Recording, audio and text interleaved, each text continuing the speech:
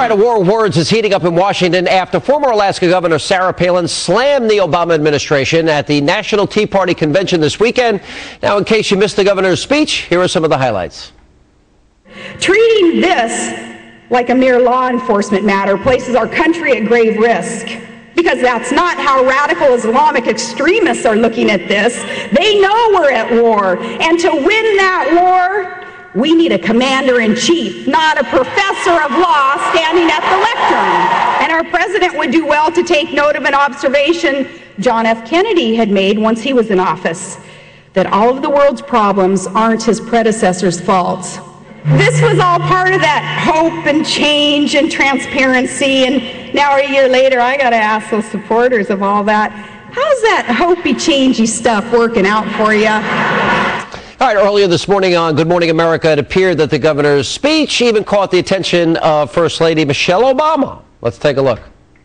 Change ain't easy, and it doesn't happen overnight, and it certainly doesn't happen in a year. And hope, with that comes faith and consistency and persistence, perseverance, all of that tough stuff. And we have that in this country. I think my husband has done a phenomenal job staying on course, looking his critics in the eye, coming up with clear solutions, and again, staying the course. That's what leadership is. But people have a right to criticize the President of the United States. Wow, we do. Well, thank you. So is the First Lady actually responding to Governor Palin? Here with analysis is the president of the Ward Doctors, the one and only Frank Luntz. Frank, welcome back. Well, so is she criticizing Sarah Palin? I think she's just reaching out to everyone who's been critical of her husband. And there's a word that I want to focus on with Michelle Obama, and that is when she talks about that he's done a fantastic job of the danger when you try to articulate a position, particularly when you're related to that individual, is when you go overboard, that he's been fantastic, that he's been perfect. The American people still like Barack Obama as a person. So over 60% of Americans believe that his job, that his personality has been favorable, that they like him. Only 40%, Sean, agree with his policies. Yeah. So that he's done a fantastic job, the American people don't agree. Well, they don't agree, and his numbers are heading to the 30s if you look at the recent poll numbers out here. By the way, I want to invite you to a very special club, because I've been attacked by name repeatedly by the president, and apparently you have caught the president's attention. Let's roll that tape. Every time somebody speaks in Congress, the first thing they do, they stand up and all the talking points, you know, I see Frank Luntz up here sitting in the front. He's already polled it, and he said, you know, the way you're really going to, I've done a focus group, and, you know, the way we're going to really box in Obama on this one or make Pelosi look bad on that one. I know, I like Frank. We've had conversations between Frank and I, but that's how we operate.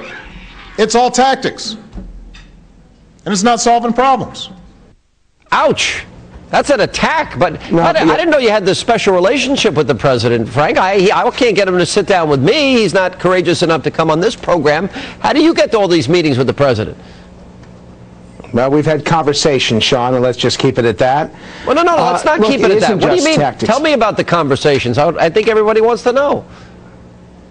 When I do polling and focus groups that you see on the air, that I provide that to anybody who wants to see it. So if elected officials in Washington want to know why the dials went up, want to know the reactions to the focus group, at Fox News, unlike any other news source, your stuff is all open for people to take a look at. And so they've expressed an interest in what we find out. But I want to go back to something that he said. It isn't tactics. Language isn't just about words. It really is about meaning.